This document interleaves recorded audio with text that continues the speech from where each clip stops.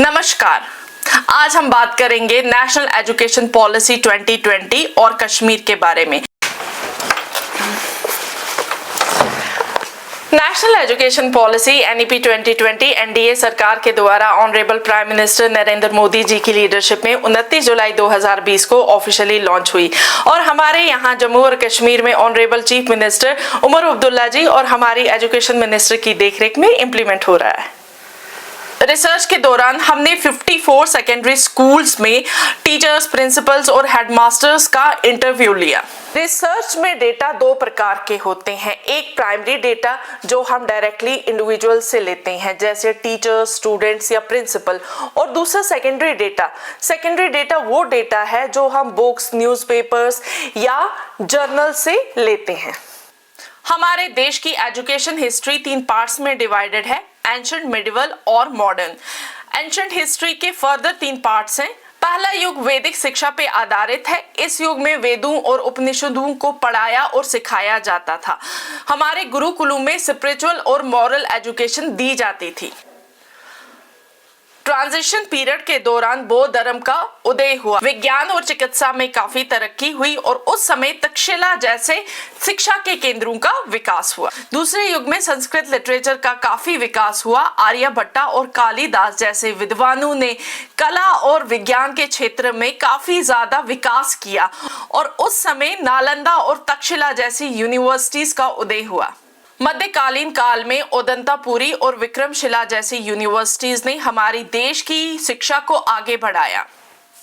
British काल के दौरान हमारे देश की शिक्षा प्रणाली में काफी बदलाव हुआ। मकौले की एजुकेशन पॉलिसी में अंग्रेजी को सीखने और फैलाने में काफी जोर दिया गया। इसके लिए मिशनरीज खोली गई और साथ ही जिन लोगों को अंग्रेजी बोलनी आती थी उनको सरकारी नौकरियों में प्रेफरेंस दी जाती थी। इस पॉलिसी का जो लक्ष्य था वो ये था कि हमारे और अंग्रेजों के बीच में ऐसे लोगों का वर्ग तैयार करें जो एज अ ब्रिज की तरह एक्ट करे।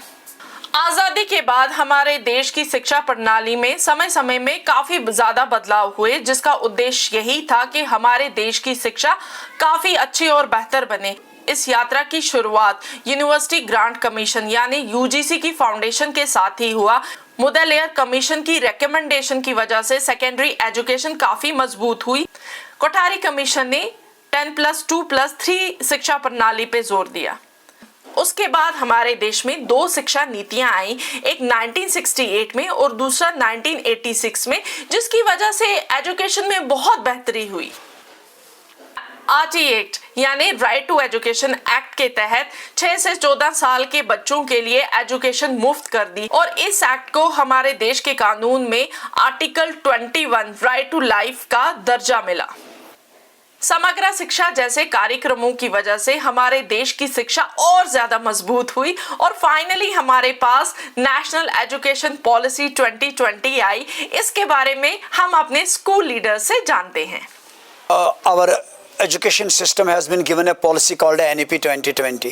One of the best policies so far as my perspective is concerned. Policy which will bring a radical change in the education system, not in India, but India at the global level. This will actually bring the actual potential from the students, which was lacking in the all previous policies. We all know that this is one of the brilliant steps taken by the BJP government after a long period of 34 years. Because why? If this NEP 2020 will get implemented in its true lateral spirit, this will revolutionize our whole education system. NEP 2020 अच्छी policy है, हम इसका welcome करते हैं। इस NEP 2020 का जो असल मिशन है, जिसका मकसद है कि हम ऐसे सिटीजन पैदा करें कि जो ग्लोबल सिटीजन्स कहलाएं और with respect to skill, with respect to creativity, और जिनका न सिर्फ फ्यूचर के साथ बराह रास्त वास्ता हो बल्कि उनका जो हिस्ट्री है, जो इंडिया की हिस्ट्री है, उसके साथ भी उनका कनेक्शन हो। ये वाहिद पॉलिसी ऐसी है कि जिसमें ग्रेटर चॉइस है सब्जेक्ट की सिलेक्शन के हवाले से। पहले ऐसा होता था कि आर्ट्स वाला जो है वो साइंस नहीं ले सकता था, साइंस वाला कॉमर्स नहीं ले सकता था, लेकिन अब ऐसा है कि इसमें कोई भी सब्जेक्ट वो अपने मर्जी से ले सकता है, अपने इंटरेस्ट से ले सकता था। और इंडियन पॉलिसी की that nobody should remain uneducated. You education to everyone, हर कोई बंदा एजुकेटेड रहना चाहिए, हर कोई बंदा इल्म से वाकिफ़ रहना चाहिए। उनको कम से कम बेसिक रीडिंग राइटिंग स्किल्स उनमें डेवलप होनी चाहिए। NEP 2020 की जब हम बात करते हैं तो इसमें जो बहुत सारे फीचर्स ऐड किए गए हैं, नए नए फीचर, जैसे मल्टी डिसिप्लिनरी अप्रोच दी गई है, मल्टीलिंगुअलिज्म पे ध्यान दिया गया है, फाउंडेशनल स्टेज पे बहुत स्ट्रेस दिया गया है, जैसे ECCE पे ध्यान दिया गया है, और जो हम कहेंगे कि जिसमें हमें कहा गया है कि मदर टंग पे बच्चों को शुरू से सिखाया जाए, और उसके बाद वोकेशनल स्किल्स पे, एक्सपीरियंशियल लर्निंग पे, कॉम्पिटेंसी पे, ऐसी जो नई नई चीज़ें इंट्रोड्यूस की गई हैं, they are very beneficial for the students as well as for the teachers. इसमें जो रिकमेंडेशन है सारी फ्रूटफुल है। With the passage of time NEP 2020 को जब फुल्ली इम्प्लीमेंट किया जाएगा ग्राउंड लेवल पे, तो ये एक इनकलाब लाने जा रही है। NEP 2020 से बच्चे खुश हैं और उस्ताद भी खुश हैं। इम्प्लीमेंटेशन की जब बात आती है तो भला हमारे स्कूल लीडर से बेहतर कौन समझ सकता है? We can better know NEP 2020 only when it is fully implemented, because some parts of it have been implemented or adopted and a major portion of it has not been adopted yet. We need three things to implement it wholly. Number one, infrastructure. Number second, curriculum. Number third, human resource development. Implementation के अंदर ये हुआ, मुझे लगता है कि सरकार ने जब पॉलिसी बनाई है, बनाने के बाद उनको हाउ टू इम्प्लीमेंट शायद इसके ऊपर ज़्यादा गौर नहीं किया गया, इसीलिए इसमें स्लो प्रोसेस है। इवन हम टीचर्स को आज दिन तक इस सिलसिले में कोई भी जो है प्रॉपर ट्रेनिंग नहीं मिली है। हमारे इदारों में हम टीचर्स के पास कोई भी डॉक्यूमेंट्स भी नहीं आया है जिसको हम पढ़ सकें, कि जिससे हमें पूरा पता चले कि NEP 2020 है क्या है। जो NEP 2020 के बारे में जो गाइडलाइंस आए हैं, मैंने उसका बाज़ाब्ता प्रिंट आउट निकाल के अपने टीचर्स को इसके लिए ट्रेंड भी करता हूँ। Problem is about dearth of staff. We are only 8 members, 8 teachers who are teaching all the classes in our school. We have classes from KG to 10th. So the implementation is not that easy as it appears on the papers, because we have continuous classes. And the distance of my home from school is round about 50 kilometers. Then you can understand the stress level. NEP के बारे में कहा कि हम 10th, 11th, 12th को 2 session में exam करेंगे 6 months में, लेकिन ग्राउंड लेवल पर अभी कुछ नहीं हुआ गवर्नमेंट की तरफ से। अभी रिसेंटली आ रहा है कि एनुअल एग्जाम होगा, वो भी 15 फरवरी से मार्च तक, और गवर्नमेंट के पास अभी यही है कि पुराना ही है, हमारे पास नया नहीं है। जंग के NEP कह रहा है कि 6 महीने के बाद एग्जाम करो, वो कहाँ है? ग्राउंड में है नहीं। इसी तरीके से 6, 7, 8 में उसमें असेसमेंट करना है, 6 असेसमेंट के हैं, कहाँ गवर्नमेंट की? Under NEP 2020, as per its evaluation scheme is concerned, that it is very much friendly for our students, because 100 marks are there, and it has been fragmented. It has been splitted into 3 parts. That is, one is formative assessment. It is 6 times formative assessment. Each formative assessment carrying 5 marks, and there are co-curricular activities, taking discipline, taking crafts, taking attendance, and there is last assessment that is the year-end summative assessment carrying 50 marks. As an educationist, I will suggest to my government, my lovely Indian government, that please provide us the avenues. You provide us the financial support. You provide us the infrastructural support. And the teachers, national builders, they will work the tremendous. They will work magically. And you will see that the policy will be implemented at a point where you will see the result. That result will really give you the actual output. जहाँ तक अब scheme के implementation का ताल्लुक है, उसमें जितने भी स्टेक होल्डर्स हैं, उनके लिए ये ज़रूरी है कि वो अपने वो सलाहियत के एतबार से अपने एफर्ट्स को पुट करें, ताकि जो पॉलिसी हमारे हाथ में इस वक्त आई है, इसको कैसे हम इम्प्लीमेंट करें। जनरली हमारे स्कूल्स में काफी अच्छा इंफ्रास्ट्रक्चर है, लेकिन कहीं कहीं डिविएशन देखने को मिलती है। चलिए समझते हैं इसको। पॉलिसी तो बहुत अच्छी है, लेकिन देयर इज़ ए लैकनेस, क्योंकि हमारे पास जो इंफ्रास्ट्रक्चर है, इंफ्रास्ट्रक्चर के हिसाब से हमें लेटेस्ट टेक्नोलॉजिकल लेबॉर्ट्रीज चाहिए, जैसे कि ICT लैब्स, हमारा इक्विपमेंट सिस्टम बहुत होना चाहिए। In the government sector, we find many difficulties in implementing this education policy. Why? Firstly तो हमारे पास जो इंफ्रास्ट्रक्चर, जैसे एक्सपीरियंशियल लर्निंग देनी है तो हमारे पास एक अच्छी लैब्स होनी चाहिए स्कूल में, या बच्चों के लिए क्लासरूम्स होने चाहिए। हमारे लिए होना चाहिए हर स्कूल के पास एक कंप्यूटर लैब होनी चाहिए, प्रोजेक्टर होना चाहिए, ताकि हम बच्चों को नए से नए मेथड्स, नए से नए वे से हम बच्चों को पढ़ा सकें, जिससे कि वो ज़्यादा अंडरस्टैंड कर सकें कॉन्सेप्ट्स को अच्छी तरह से। तो जिस तरह गवर्नमेंट ने हमें सपोर्ट किया है, तो खासकर आगाज़ लैब यहाँ पर आई है गवर्नमेंट ऑफ इंडिया की तरफ से। आगाज़ लैब के बाद ICT लैब भी आई है, ICT लैब के बाद अब सिस्टम लैब आ रही है, उसका भी हमने वो जो जितना भी सामान है रिसीव किया है। रिसोर्सेज नहीं, इंफ्रास्ट्रक्चर की कमी है यहाँ। हमारे स्कूल में जो वॉशरूम्स हैं बिल्कुल कम हैं, फीमेल्स लिए सेपरेट वॉशरूम्स नहीं है।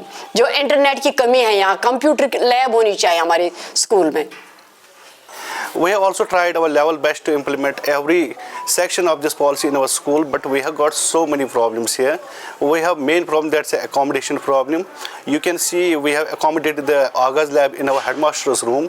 We have accommodated the ICT lab in our staff room, and also we have accommodated one more classroom in our battery section. There is a lot of risk if any battery gets exploded anytime. We have so many risk options there.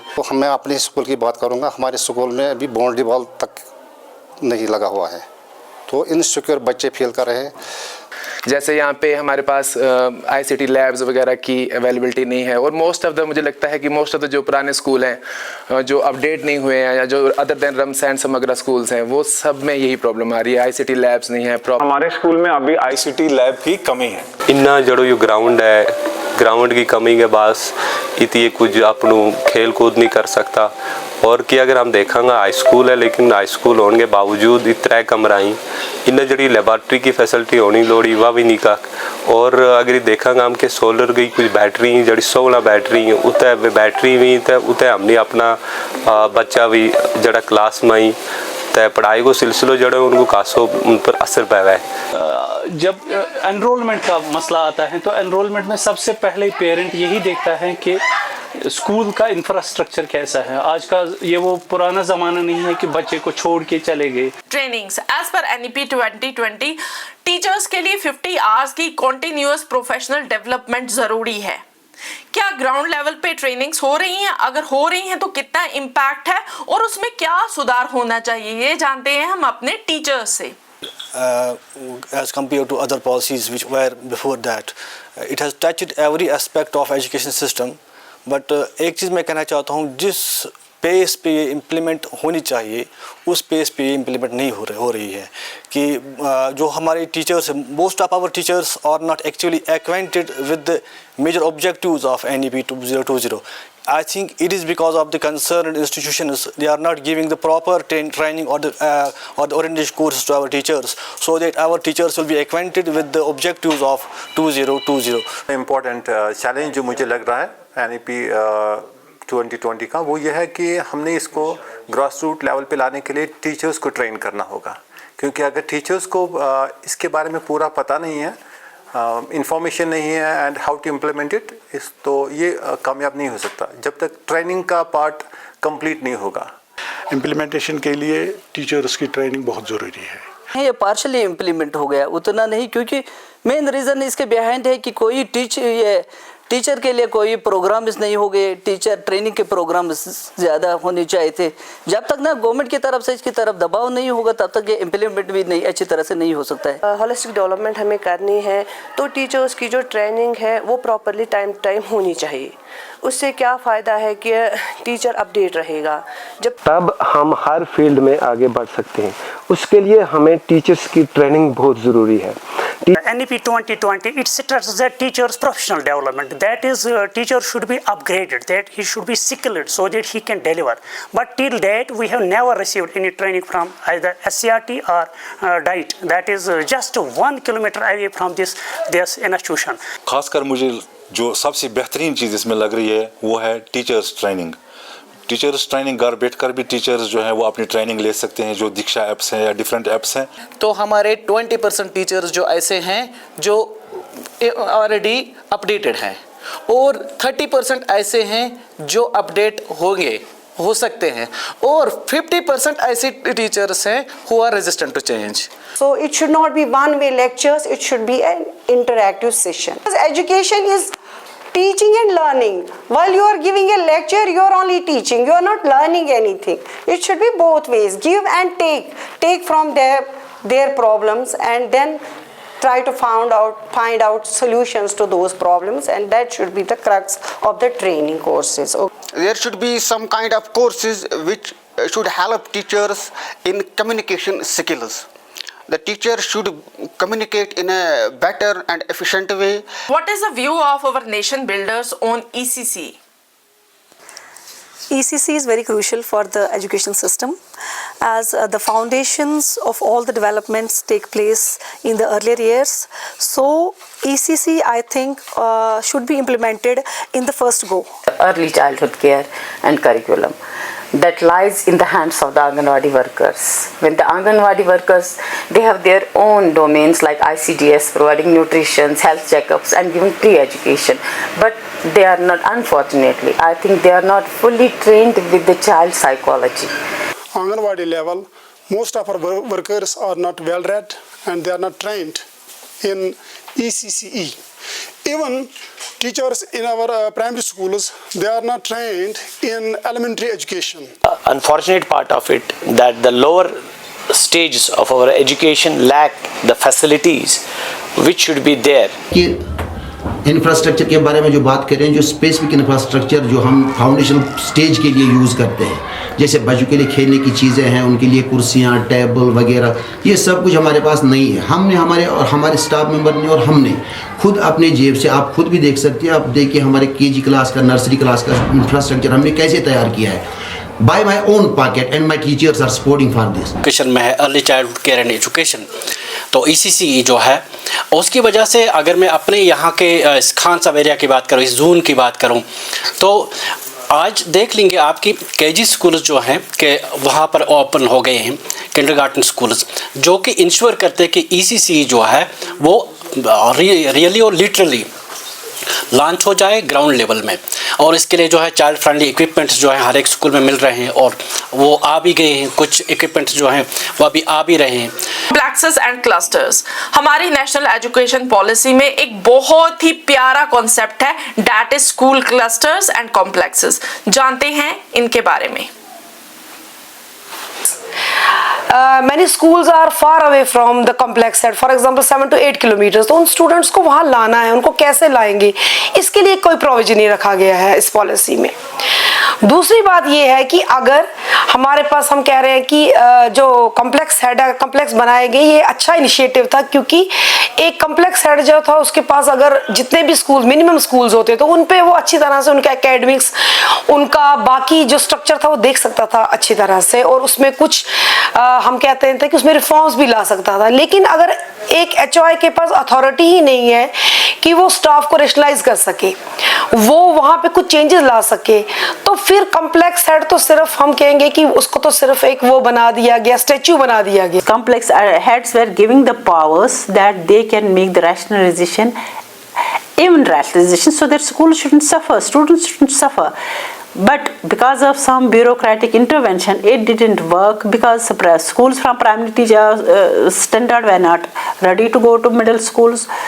Teachers from middle schools were not ready to go to high schools, and teachers from high schools were not ready to work in higher secondaries. So it proved a failure on those domains. For the last few months, the HOIs, the complex heads, have been sided off. They are deprived from the provisions that are given through the NEP 2020. Human resource mostly reside in urban areas. 60 जो नीचे 6 clusters है वहाँ पे रहना पसंद करते हैं, और जो 2 क्लस्टर्स RBA ST बच्चों के लिए वहाँ पे बहुत कम टीचर्स, only 119। तो इसका बहुत ही अच्छा सोल्यूशन था रिसोर्स शेयरिंग का, लेकिन unfortunately that has been stopped. हमारे कॉम्प्लेक्स में जो स्कूल रखे गए हैं, मतलब डिस्ट्रीब्यूशन ऑफ द स्कूल जो है पहले से वो कभी कभी चेंज हो रही है, मतलब डिस्ट्रिक्ट ऑफिस की तरफ से, डिस्ट्रिक्ट की तरफ से। तो ये नहीं होना चाहिए। जितने भी स्कूल एक कॉम्प्लेक्स में पहली बार हो वही होनी चाहिए। जब कोई नया स्कूल इसमें रखेंगे तो उनको मतलब थोड़ा बहुत प्रॉब्लम हो जाती है। So I expect our authorities will take a note of it and try to withdraw that order through which the powers of resource sharing of our complex heads were withdrawn. Vocational courses research के दौरान हमने ये पाया जो सबसे बेहतर चीज लगी है टीचर्स प्रिंसिपल्स को, वो है वोकेशनल कोर्सेज। जानते हैं उनके व्यूज। यानी एक बच्चा जो है he must be also skillful, जो वो लाइक थेरेटिकली एजुकेशन रिसीव कर रहा है उसका वो प्रैक्टिकल ये भी उसका आना चाहिए उसमें, so that his education will become effective and successful. दौर में नॉलेज कोई पावर नहीं है। With a single fingerprint on Google you can have any answer of any question. So what we need at present is a skill development. The vocational education was started in J&K in 2016-17 in 132 schools with 3 trades only: healthcare, tourism, IT and ITs. Presently, there are 1,315 schools with 15 trades in UT. The vocational courses which have been introduced in the institutions have a good impact upon the students because they earn while learn. This is a good point, and we feel it better that government has adapted such courses in the institution. National educational policy provides an atmosphere, a field to the students in the shape of introduction of vocational trades where the students could benefit a lot and they will not be a drain on the state exchequer regarding their livelihood. In courses के तकमील के बाद कल जाके ये बच्चे यहीं से अपना रोजगार खुद कमा सकते हैं। पढ़े लिखे लेबर फोर्स कर रहे हैं तैयार। जो प्रोग्राम है वोकेशनल एजुकेशन में उन्होंने यहाँ पर रखा था एग्रीकल्चर, वो भी particular paddy field, paddy cultivation. लेकिन बदकिस्मती से यहाँ पर ये तो यहाँ की टोपोग्राफी ऐसी है, पैडी का यहाँ पर एक फील्ड भी कहीं मौजूद नहीं है पैडी कल्टीवेशन के लिए। यहाँ पर वाटर बिल्कुल भी नहीं, वाटर रिसोर्सेज नहीं है। तो वोकेशनल यहाँ नहीं है, वो अवेलेबल नहीं है, वोकेशनल स्टाफ नहीं है। जब हम वोकेशनल पे ज़्यादा स्ट्रेस देंगे तो हमारे पास जो प्लम्बर मिलेंगे, हमारे पास जो कारपेंटर मिलेंगे, हमारे पास एग्रीकल्चर रिलेटेड एक्टिविटीज़ में बंदे मिलेंगे, तो हमारा जो रिसर्च का पार्ट रहता है, एकेडमिक्स का पार्ट रहता है, उसका क्या बनेगा।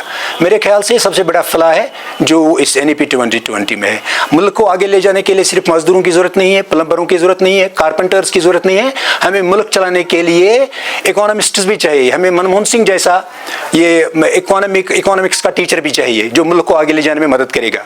हमें साइंटिस्ट भी चाहिए, रमन जैसा साइंटिस्ट भी मिलना चाहिए। चीज़ की बात करते हैं कर्टेलिंग ड्रॉप आउट रेट्स की, तो यहाँ पर ये जो बेल्ट है हमारा, इस बेल्ट में ड्रॉप आउट रेट जो है वो बहुत ज़्यादा होती थी।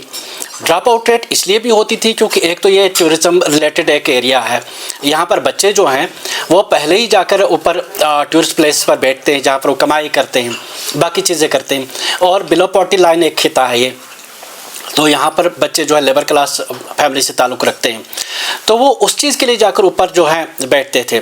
लेकिन एक शुक्र है कि NEP ने हमें जो वोकेशनल एक इंटरवेंशन दे दिया है। जैसे आप हमारे स्कूल की बात करेंगे तो हमारे स्कूल में टूरिज़्म का वोकेशन है, और उस टूरिज़्म के वोकेशन में क्या है कि हम बच्चों को दिखा रहे हैं कि हम किस तरह से टूरिज़्म का बूस्ट कर सकते हैं और अपने आप को इस इंडस्ट्री में किस तरह से फिट कर सकते हैं। उसके लिए हमने बच्चे जो हैं उनको तैयार किया है कि वो हमारे इस वोकेशनल लैब में वो काम करते हैं और आगे जाकर वो इंशाल्लाह अच्छे से एडजस्ट भी हो सकते हैं इस इंडस्ट्री में। तो जो ड्रॉप आउट होते थे हमें उस वजह से अब वो बच्चे भी वापस आने लगे हैं। ग्लोबली L1, L2 और L3 के बारे में डिबेट्स हुआ करती हैं। हमारी नई शिक्षा नीति में L1 पे काफी जोर दिया गया है। क्या बोलते हैं हमारे टीचर्स मातृभाषा में सिखाने के लिए और दूसरी लैंग्वेजेस के बारे में, समझते हैं उनसे। NEP has focused upon many things, it has brought in many things, but the one point that I want to make here is that it has pushed English language to the back seat. When you are not introducing a child to the English language till class 8, then all of a sudden it will not be possible for a child to make up for all those years in just 2 or 3 years time. English is the lingua franca, it is the international language where all the knowledge, all the literature, everything that is worth reading and that can develop your intellect is all available in English. In my opinion, there are a few things which must be given once more a due consideration. And one of them is that the language, English language, it has been at certain level, it has been, so far as I think, it has been underestimated. जिस school में मैं पढ़ाती हूँ यहाँ पे भी हमें students आधे गोजरी बोलते हैं, आधे उर्दू बोलते हैं, आधे कश्मीरी बोलते हैं। तो उनको हम अगर उनकी मदर टंग में पढ़ाते हैं, बट जब हमें उनसे असेसमेंट लेना पड़ता है तो एट दैट टाइम उनका जो असेसमेंट टूल होता है वो इन इंग्लिश होता है। एज जो हमारा करिकुलम भी है वो भी इंग्लिश में डिज़ाइन किया गया है, तो उस टाइम पे बच्चों के लिए बहुत मुश्किल होता है टेस्ट पास कर लेना। जो मारो इलाको है ये बड़ो पसमानदो इलाको है। इसका जड़ा लोग की ये माल मवेशी के नाल अक्सर उखरा जाता रही, बैका में जाता रही। अक्सर मारो यू हो जाए कि लड़का जड़ा ही वे पहला तो आवी मार्च अप्रैल में तो स्कूल आवी, फिर जिसो यू डेरो उखरा ले जी बैका में चले जी तो लड़का चले जी उनके नाल ये 6 महीना 7 महीना उखरा चले जी। वो जिन वास्ते सीजनल स्कूल ही खोलिया भी उनमें वो मतलब जो नवी एजुकेशन पॉलिसी है इसको मतलब है कि बच्चा में स्किल डेवलपमेंट हो लोड़ी, मगर उतनी हमने उस रंग टीचर नहीं हमने जड़ा पे उन्हें उस रंग स्किल सिखा सकी। और दूजी गल हो जाए हमने उत जड़ा ही उत अक्सर गुजर बचा भी, मगर उन्हें जड़ा टीचर हमने तैनाती करिया भी वे कश्मीरी वे उन्हें मादरी टंग में नहीं पढ़ा सकता। जो एजुकेशन पॉलिसी 2020 कह कि मादरी टंग पर जोर दे तो वे नहीं उन्हें पढ़ा सकता उसमें। इस लिहाज नाल के करनू थो कि जड़ा भी उत सीजनल लगा था ये होए लोड़ी उसे लैंग्वेज जानने वाला। कुछ बच्चा मारा वही जड़ा कश्मीरी सुने कश्मीरी बोलें, कुछ बच्चा गोजरी सुने गोजरी बोलें, फिर बिचों जो उस्ताद हुआ है उसने फिर तीजी राह ढूंढना पाए, उसके वास्ते मैक्सिमम फिर हम उर्दू को इस्तेमाल करा जड़ों कि बेहतर पीछे हमारा वास्ता है वो एक तरीक़ा हो रहा है। भाषा संगम प्रोग्राम के तहत तामिल भाषा पढ़ा रहा हूँ, जिसे पढ़ाने में मुझे बहुत दिक्कत आ रही है। मुझे घर में पहले तैयारी करनी पड़ती है, फिर यहाँ बच्चों को पढ़ाना पड़ता है। अगर इस स्कूल में ICT लैब होता, ये स्मार्ट बोर्ड होते तो मुझे इस तामिल भाषा पढ़ाने में बहुत आसानी हो जाती। मेरी गुजारिश है कि इस स्कूल में ICT लैब और स्मार्ट बोर्ड तैनात किया जाए ताकि हमें पढ़ाने दर्स तदरीस में बहुत आसानी। इस बात से गिला है, अगर मेरी ये आवाज़ आपकी वसातित से अगर ये कहीं पर जाएगी, मेरा ये गिला है कि हमारी जो उर्दू ज़बान है ये एक लैंग्वेज है, इसको आम तौर पर इसको मजहबी नाम दिया गया इस लैंग्वेज को। बदकिस्मती ये हमारी है। गुजारिश है कि इस ज़बान को कम से कम हमारी UT में इसको ऑफिशियल लैंग्वेज करा दिया जाना चाहिए, डोगरी के साथ हिंदी के साथ। हम भारतवासी हैं तो हमें हिंदी भी कंपल्सरी होना चाहिए। हिंदी का भी दौर उतना ही ज़्यादा होना चाहिए जितना हम इंग्लिश को इम्पोर्टेंस देते हैं और जितनी हम उर्दू को इम्पोर्टेंस देते हैं, ताकि बच्चे अगर हिंदुस्तान में रहते हैं तो उनको हिंदी बोलना भी आना चाहिए। नई शिक्षा नीति के आने के बाद टीचिंग लर्निंग के प्रोसेस में काफी चेंजेस आई हैं। क्या चेंजेस आई हैं जानते हैं हम खुद टीचर्स से। NEP 2020 के बाद हमें लग रहा है कि एक रेवोल्यूशन आ चुका है एजुकेशन सेक्टर में। इससे पहले जो हम पढ़ा रहे थे ज़्यादा कंसेप्चुअल बेस्ड था। जैसे कि मैं बायो पढ़ा रहा हूँ, हम जब कंसेप्ट पढ़ा रहे हैं फिर प्रैक्टिकल फील्ड के लिए हमें लैब में जाना पड़ता था। लेकिन आजकल हम NEP की वजह से जो टेक्नोलॉजी यूज़ हो रही है, स्मार्ट बोर्ड्स यूज़ हो रहे हैं, जैसे कि हम लैब में ही बैठे हुए हैं तो बच्चे अच्छे से समझ पा रहे हैं। It is a concept. अस आज तम 500 हतों मज अन बच्चे 500 नंबर मगर लास्टस तमिस वुचान तमिस रट रटमस तमिस कंसेप्ट क्लियर कहें अगर तमिस सुबह कुन एग्जामस क्वालिफाई गन तथ मज गन सह तत पेवान ये सात अमिस जोर दुतुक ये पे मोन कि अमिस हसा गछ कंसेप्ट क्लियर गन सह गछ Amish concept clear yummy policy सम किन ये पॉलिसी बेहतरीन but the labs like Atal Lab is concerned. In Atal Lab you can explore these scientific temperament, scientific concepts, and you can put them in the real practice. So far as the science in terms of the theory is concerned, they are just learning the theories. They are not making their concepts clear, and when they face these concepts in the lab, they are just zero. So we have to concentrate on the practical part of the science. तो बच्चे को जब तक आजकल के बच्चे ना ज़्यादा लिखना पसंद नहीं करते हैं क्योंकि हम ग्राउंड पे काम करते हैं। मैंने ये चीज़ पाई कुछ सालों से, स्पेशली आफ्टर कोविड, कि बच्चे ज़्यादा लिखना, पता नहीं क्या बात है, ये मेरी ऑब्जर्वेशन है कि जनरल ऑब्जर्वेशन है कि बच्चे लिखना बहुत कम पसंद करते हैं। हम तो कोशिश बड़ी करते हैं कि वो लिखें लेकिन नहीं लिख पाते। मुझे लगता है अगर इनको प्रैक्टिकल ओरिएंटेड, चलो अगर टूर वगैरह नहीं हो सकते हैं तो ये जो हमारा प्रोजेक्टर वगैरह, ये जो आईसीटी लैब्स का जो आ गया है, कॉन्सेप्ट आ गया है, वो बढ़िया है इस चीज़ में। वो काफ़ी, उससे जब बच्चे प्रैक्टिकली देख लें चीज़ों को तो वो काफ़ी आसानी से सीख जाएंगे बहुत सारी चीज़ें। So we use ICT lab, there we get the perfect structure of a molecule, for example methane. The angles can be measured there by the help of ICT lab. So these three-dimensional pictures can be understood by the help of ICT lab, and it makes the teaching process very simple. NEP 2020 के बाद हमारे school में revolution आ गया है पढ़ने में। तो हम क्लासरूम सिचुएशन में प्रोजेक्टर इस्तेमाल करते हैं जिसमें बच्चों को 3D इमेज मिलते हैं और वो पूरी तरह से जो भी टॉपिक होगा अच्छी तरह से अंडरस्टैंड करते हैं। इसके अलावा हम मॉडल्स भी इस्तेमाल करते हैं जिनसे बच्चों को पूरी तरह से समझ में आता है। शालीमार गार्डन अगर उनको दिखाना तो शालीमार गार्डन यहाँ से बहुत दूर है, लेकिन हम ओपन फील्ड में उनको ले जा सकते हैं। बिफोर NEP 2020 हम क्लास में जाते थे, थ्योरेटिकली बच्चों को पढ़ाते थे। आफ्टर NEP 2020 एक्सपीरियंशियल लर्निंग को मद्देनजर रखते हुए मैं 2 दिन पहले क्लास में गया, बच्चों को कॉफ़ी कल्टीवेशन के बारे में पढ़ाना था। बच्चों को कॉफ़ी का कोई कंसेप्ट ही नहीं था। मैंने बच्चों के लिए कॉफ़ी बनवाई, वो एक साइड से कॉफ़ी का सिप ले रहे थे और दूसरे साइड में उनको पढ़ा रहा था। तो अब जाके मुझे लगा कि क्लास बहुत ही फ्रूटफुल। आपके गाँवों में, आपकी गलियों में, आपके मोहल्लों में कोई ऐसा शख्स होगा, one who does not behave normally, जिसका बिहेवियर आपको लगता है कि दैट्स नॉट नॉर्मल, जो एवरेजेस करते हैं वो वैसा नहीं करता है। आपके बस अड्डे में कोई बंदा होगा जो गाड़ियों के पीछे भागता रहता है, वो नॉर्मल बिहेवियर नहीं है। अब उसके पीछे पढ़िए, आप देखिए कि रीजन क्या है, what are the circumstances which compel that very person to behave like that. और माशाल्लाह मेरी 2-4 केसेस ऐसे आ गए जिससे मुझे पता चला कि बच्चों ने रियली समझा कि ये केस क्या है, what is a case study. I have tried to implement and I have tried to teach the students via project-based learning and also theme-based and real-life experiences, all the 3. Teachers definitely, they are being trained every now and then for 2 days, 5 days. But my point is that when we are working in the institute, we teachers must be allowed to apply the same in the school, and that's very important. And at that point, I need to mention that the headmaster or the principal at the helm should allow the teachers to go for it, because personally I have faced the problem at this level. Physical education, बदलते हुए कश्मीर के साथ बदल रही हैं कश्मीर की बेटियां। यहाँ की लड़कियां ना सिर्फ पढ़ाई में आगे हैं बल्कि वो खेल कूद में भी अब एक्सेल कर रही हैं।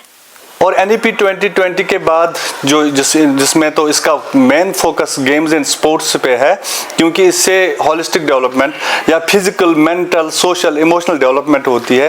साथ साथ जो हमारा एकेडमिक्स भी है, अब we are teaching the subject also, और इसमें प्रैक्टिकल पार्ट भी है।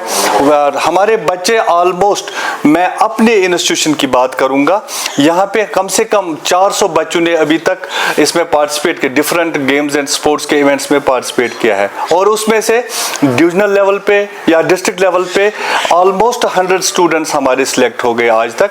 और स्पोर्ट्स एक्टिविटी जो हमारे कंपैरिजन बॉयज़ एंड गर्ल्स में जो गर्ल्स का पार्टिसिपेशन रहा है वो बहुत ही अच्छा रहा है। यहाँ पे एक इवेंट है कबड्डी, जिसमें नाम ही नहीं लेता है जोन में कि कबड्डी कोई गर्ल्स खेले, मगर पिछले 2-3 साल से गर्ल्स ने ऐसे पार्टिसिपेशन की है कि अब लड़कों से ज़्यादा जोन में पार्टिसिपेशन ज़्यादा लड़कियों की होती है।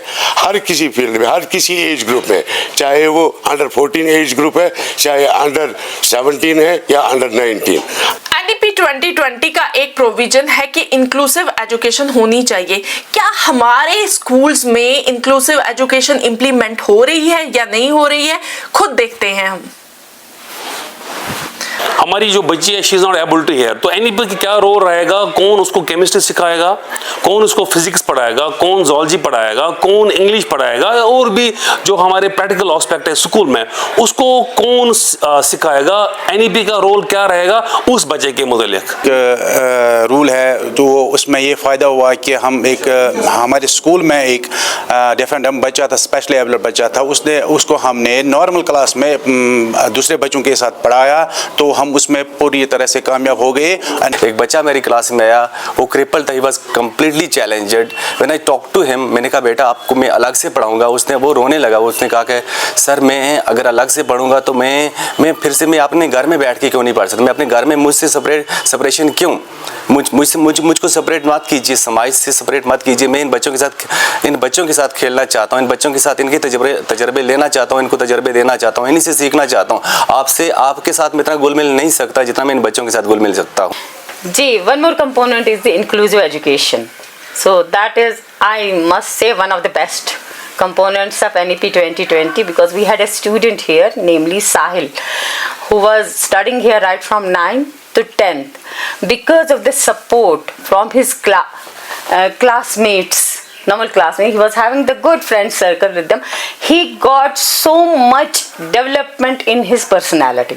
सर्वे के दौरान हमने सारे स्कूल्स में एक चीज कॉमन पाई, वो ये थी कि नो डिटेंशन पॉलिसी से कोई भी टीचर खुश नहीं है। हमारे पास भी गवर्नमेंट ने कुछ नहीं रखा है इनको स्कूल लाने के लिए, हम नहीं ला पाते इनको। पूरे साल टीचर पढ़ाता है, पढ़ाना चाहता है, मेहनत करना चाहता है इन पे, लेकिन स्टूडेंट्स ऑफन एब्सेंट रहते हैं। बच्चे पुअर फैमिली से आते हैं, इनका जो सोशो इकोनॉमिक स्टेटस है that's not a good, which has further resulted in the increase in absenteeism. जो नॉन डिटेंशन पॉलिसी है उसकी वजह से बच्चों पे वो उतना असर नहीं हो रहा है जितना होना चाहिए था, और आगे जाके हायर सेकेंडरी या सेकेंडरी लेवल में वो कमजोर रह जाते हैं। फील्ड में काम करने से नई दृष्टि मिलती है, नए विचार मिलते हैं, नई समस्याओं का पता चलता है और उन समस्याओं का नया समाधान मिलता है।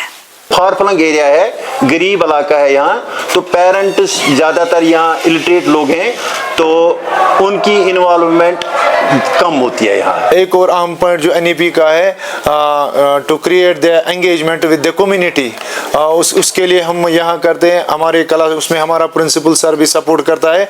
हर रोज़ किसी न किसी पेरेंट को बुलाते हैं या कोई स्टूडेंट एब्सेंट रहता है उसके पेरेंट्स को कॉल करते हैं, उसके बारे में पूछते हैं ये क्यों स्कूल अटेंड नहीं कर रहा है, ताकि ये जो स्टूडेंट ज़्यादा से ज़्यादा स्टूडेंट्स एंगेज हो जाए और क्वालिटी एजुकेशन हासिल करें। There should be a proper monitoring system, whether all the schools are implementing it or not, so that there will be a proper checkup that our schools, our teachers and our HOIs are implementing all the initiatives of NEP 2020. Is the accountability of teachers.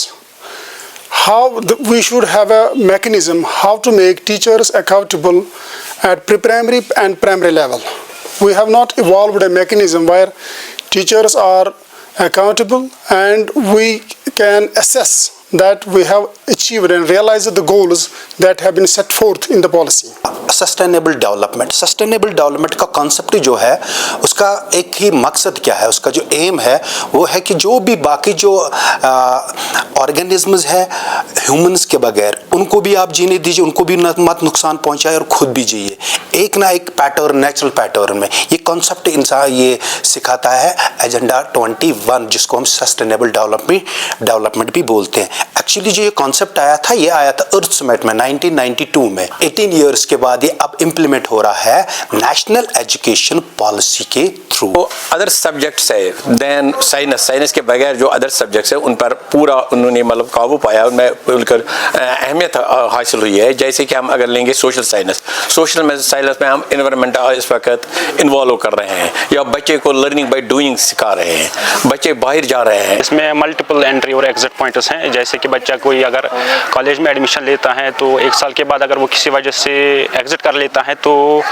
वो उस time के बाद कुछ time के बाद फिर से college में एडमिशन ले सकता है सेकंड ईयर में, तो उसका वो टाइम ज़ाया नहीं हो सकता है। तो इसमें जो मुझे सबसे अच्छा चीज़ लगा वो है मल्टीपल एंट्री और exit points. We are being asked to conduct the activities. There should be a balance between activities and academics. We don't want our children to lag behind in education.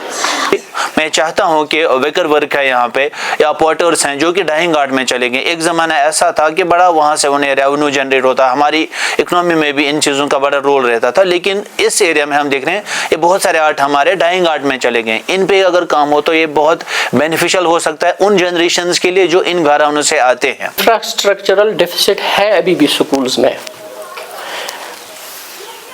तो हमें इस चीज़ की तरफ ध्यान देना पड़ेगा कि कहाँ पर ये हो रहा है। क्या डाटा की एनालिसिस सही नहीं हो रही है या डाटा नीचे से ही सही नहीं जा रहा है?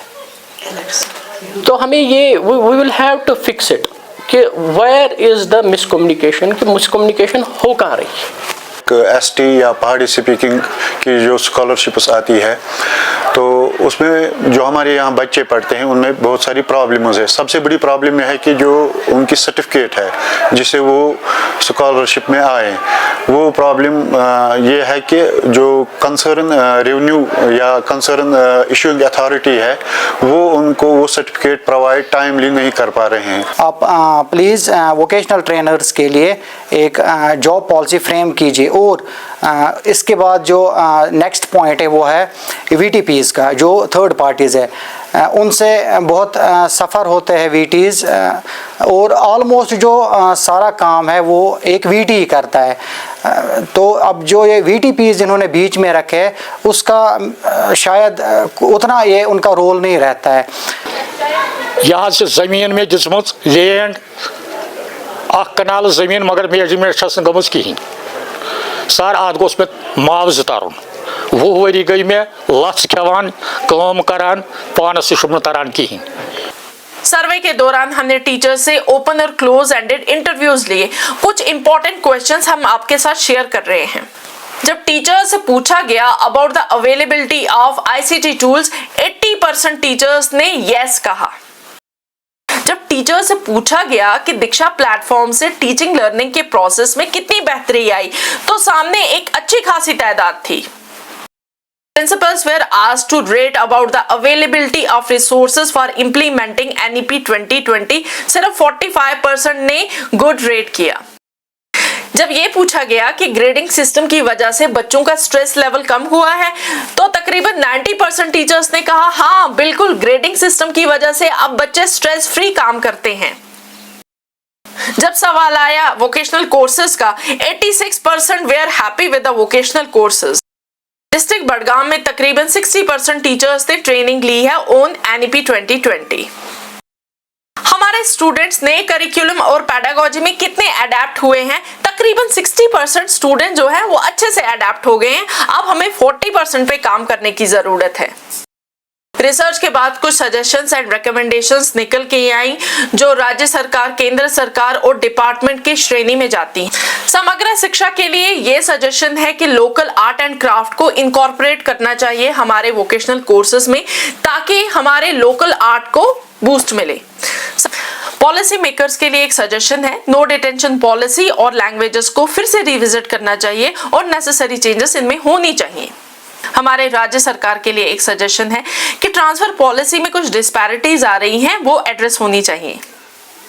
हमारे स्कूल्स का इंफ्रास्ट्रक्चर और टेक्नोलॉजी काफी ज्यादा बेहतर है, लेकिन कुछ स्कूल्स में डिविएशंस आ रही हैं, तो वो डिविएशंस दूर होनी चाहिए।